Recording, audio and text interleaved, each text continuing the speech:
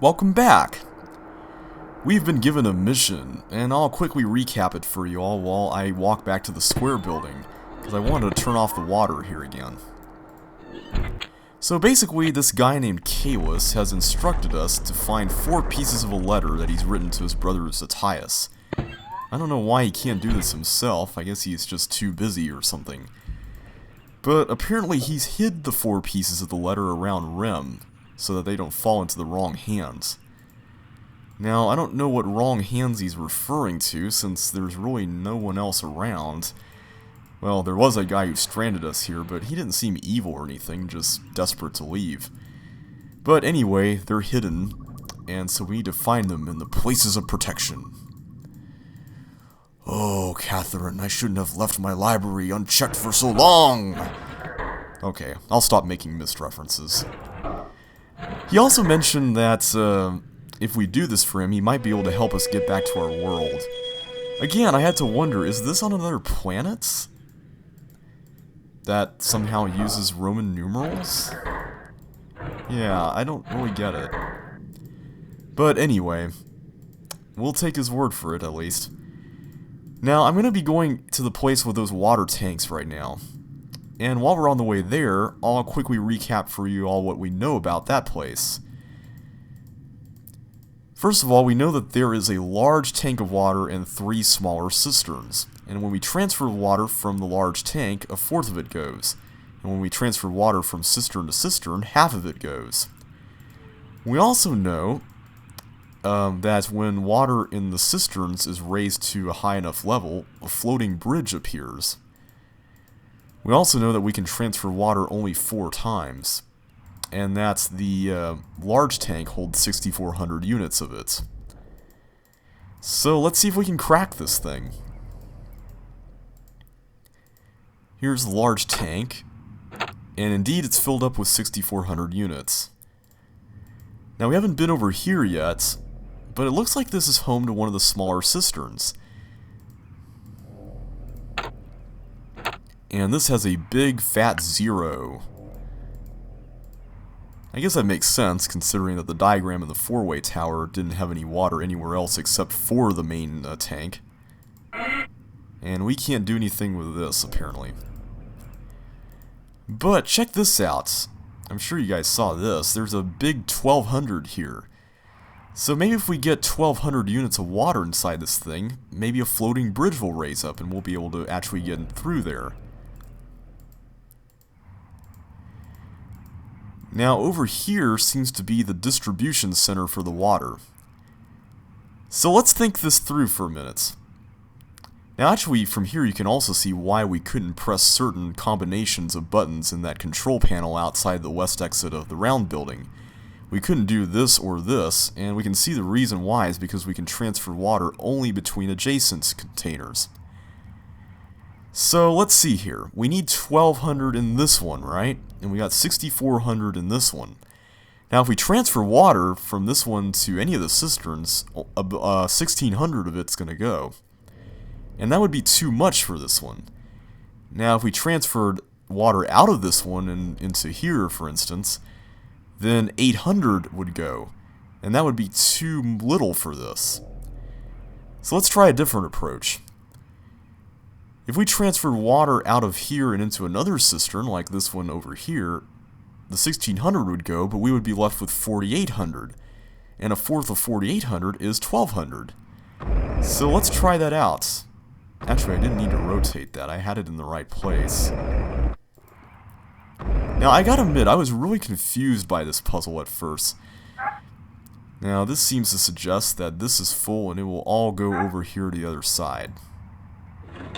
Or, not all of it, but it's free to go over there, rather.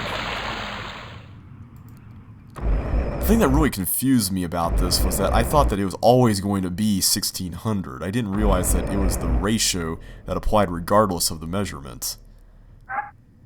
Alright, so there's nothing obstructing this. There we go. So let's check our handiwork. We should have 3,600 left in the main tank. Good. And now we should have 1,200 in this tank, right? And we should have 800 in the first tank, but we can't really see that one yet. And sure enough, we can get inside. Looks like the floating bridge has been raised. And we found cistern number 3. This one has 800 above it, right? And you'll notice that the ladder is a lot shorter here, probably because the floating bridge doesn't need to be raised quite as high.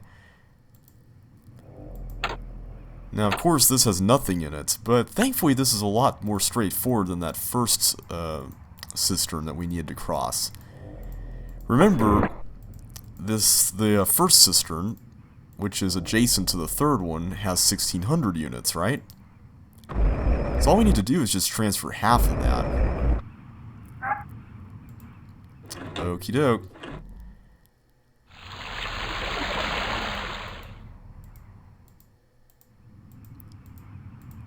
So let's see what happens now.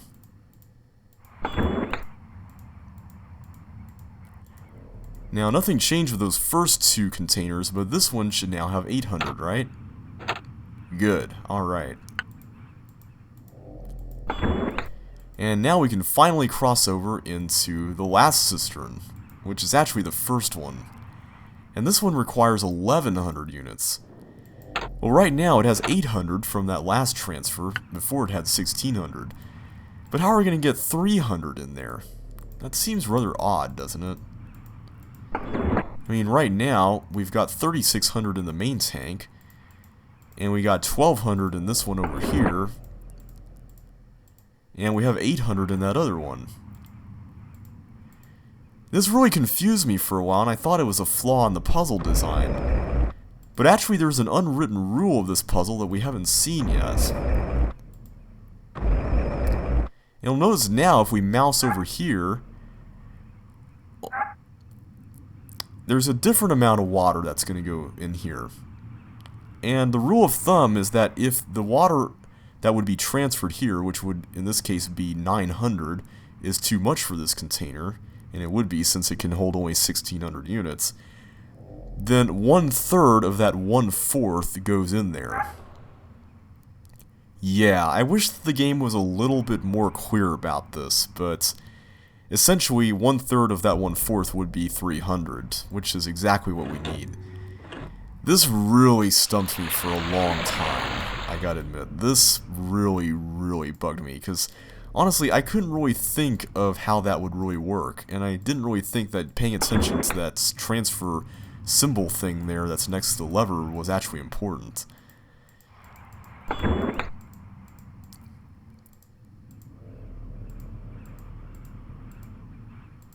Alright, so let's see what's in here.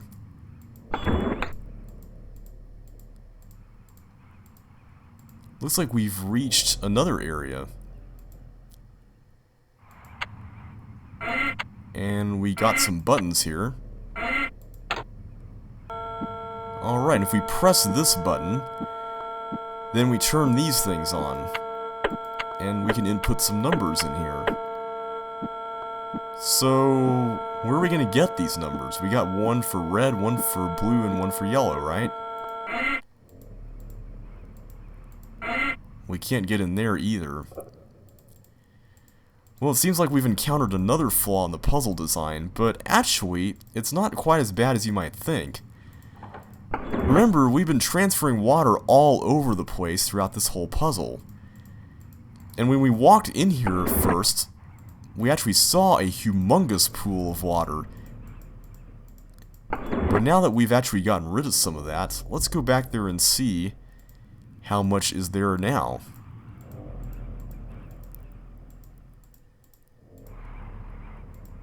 Aha! It looks like as a result of the water being lowered here in the main tank, we've got this part of the bridge lowered, and now we can see a combination, 915. So let's go ahead and enter that in that combination log.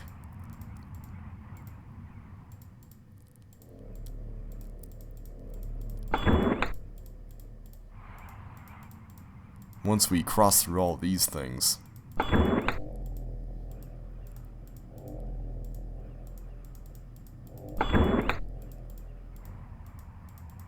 Okay. So red, now remember this is in a different order than we saw it on the bridge. That's 1. Blue is 5, and yellow is 9.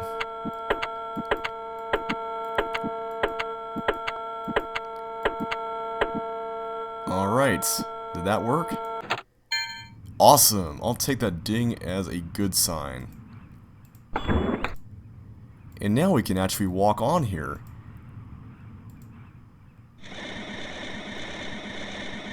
Sweet, we found the first piece of the letter. Well, I guess it's technically the third piece of the letter. But it's the first one we found, and that's good enough for us. So we got 1 down and 3 more to go, everybody. Now, normally this would be a point where I might stop and say, we'll see you in the next video. But I actually want to spend some time getting over to the next puzzle, because we're going to have to do quite a bit to actually make that happen.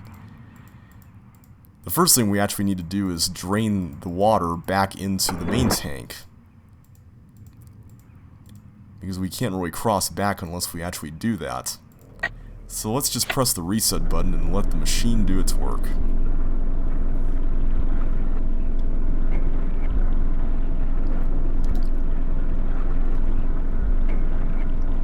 It's kind of a relaxing sound. I could sleep with one of those things on. Well, maybe not with the grinding part, but that low hum is pretty cool. I actually had this kind of thing for my old PC making that sound. I was a Windows user primarily back in the day before 2005, and at that point I got my Mac. And when I first got the Mac, I was really taken aback with how quiet it was, and I kind of missed the sound of my old PC humming. But then my dad actually had an idea. He thought it would be really funny if he actually recorded the sound of the old PC humming and saved it on my Mac so I could just turn it on whenever I wanted to. Really funny, but it really wasn't quite like the old thing. But still, I appreciate the thought, and I'm glad he did it. Alright, so now that we've gotten that done, there's one other area that we haven't checked out yet, and that's that elevator that wasn't working earlier. Remember, we tried to go there, but it wasn't on. So let's see if we can do something about that now.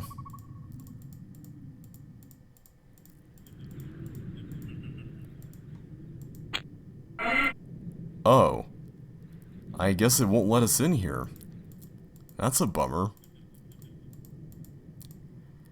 Well, there's another side that we can access it from that we saw earlier, so let's try that.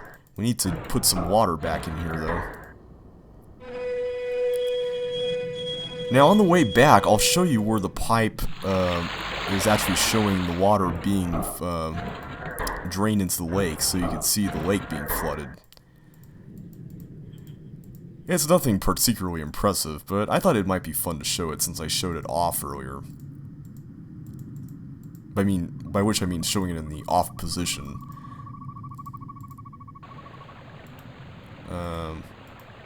There we go. So yeah, that's the pipe with the water that comes from the reservoir that we turned on earlier. Pretty cool. Alrighty.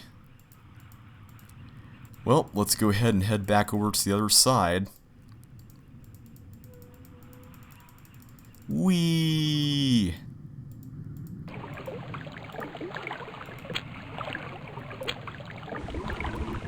You know, if this were me in real life, I would totally jump over that. Just saying.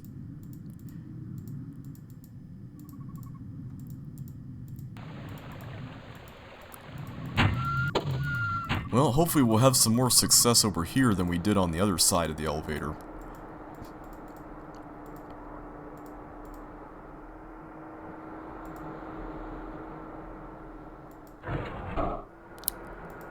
I'm actually going to put this back in this position, at least for now. Again, for no particular reason at all.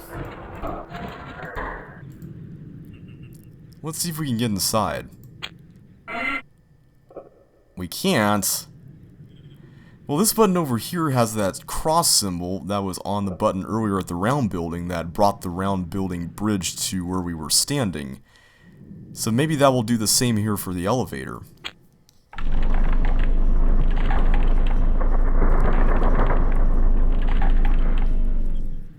Okay, so it seems like it called it down over here. And now we can see why we couldn't access the elevator from the top floor, even though it was on the top floor earlier. And that's because there are actually two ways to get inside.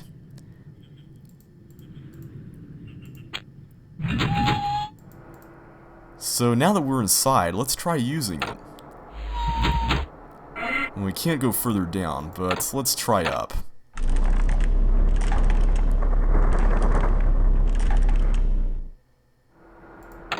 Okay, so what's over here?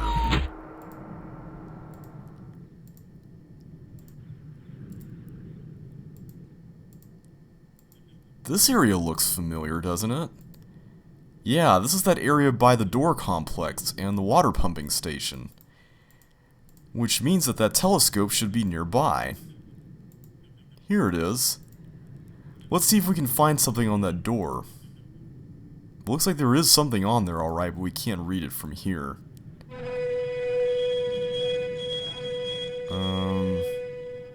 I kind of want to look inside the telescope. Here we go. Here we are. We get numbers inside the star symbols that we saw earlier. 7 is the one assigned to the 6-pointed star, 6 is assigned to the 5-pointed star, and 1 is assigned to the 4-pointed star. Alright, well we'll note that down for now.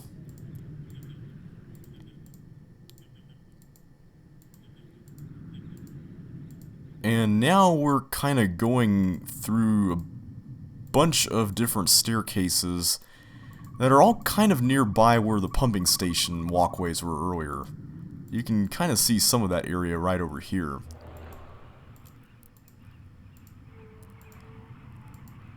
And over here we have a lonely brick building. Well, it's not that lonely, it's got another brick building right over here. But let's check out the other one first, actually.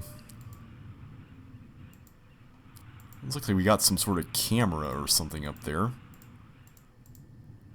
And a door. Well, we can't open the door, but we can see some symbols on it here.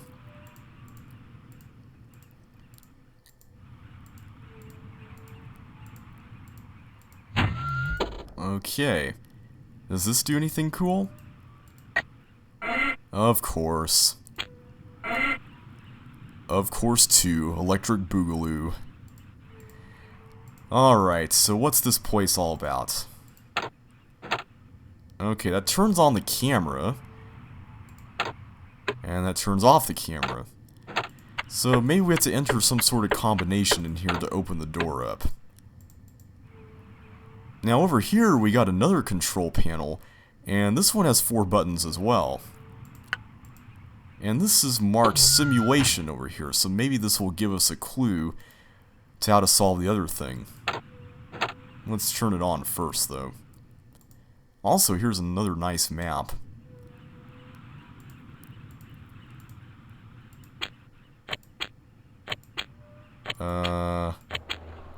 Okay. These aren't exactly numbers, but wait a minute here. They do form some shapes, and they are in a grid-like formation here with the various squares. So maybe we can get these things to form the pattern that we saw on the door, right? Well, the problem is, it seems like we can't get the black squares to do that, so let's get the white squares to do that.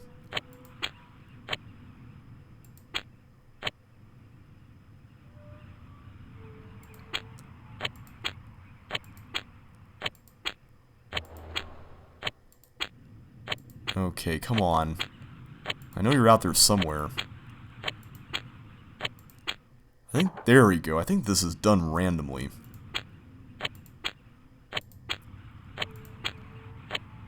Alright, there we are. And now we gotta make this one look like an F, like that, and then finally add a line to that one in the middle. There we go. Now this looks exactly like what we saw on the door earlier. But What did we accomplish by doing that, though? I mean, this doesn't exactly help us out very much. Well, maybe if we take the number of squares in here and apply it to the code, we might be successful. So we've got, let's see, this one has 7 black squares, and this one has 6 black squares, and this is 7, and this one has 8. So 7, 6, 7, 8. Let's see if that works.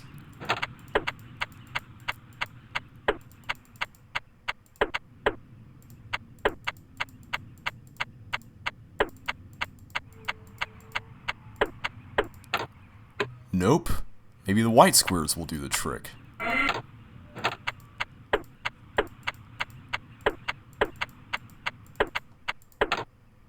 No, that didn't work either. So somehow we gotta find a way to translate these things into numbers. So have we found anything around RHEM that might help with that? Well, the answer to that is actually yes. And I completely forgot about this when I first played through the game. As it turns out, the answer to this is in one of the papers that we printed out in the upper room of the four-way tower. Remember all those square formations with all the lines going everywhere and stuff, and there was like 5 sets of 2-digit numbers? Well, as it turns out, all those formations are supposed to be divided in half, and each half is represented by one of the numbers in the 2-digit sequence. So, the first thing, the one that's shaped like a C, is the number 8.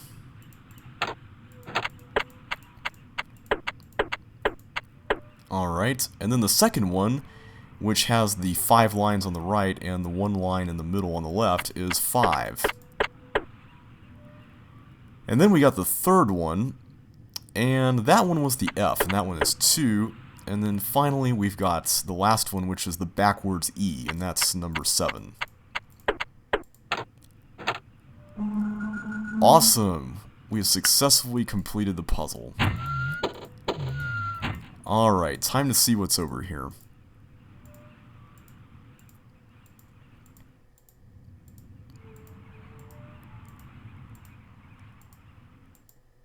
Hey, this looks familiar.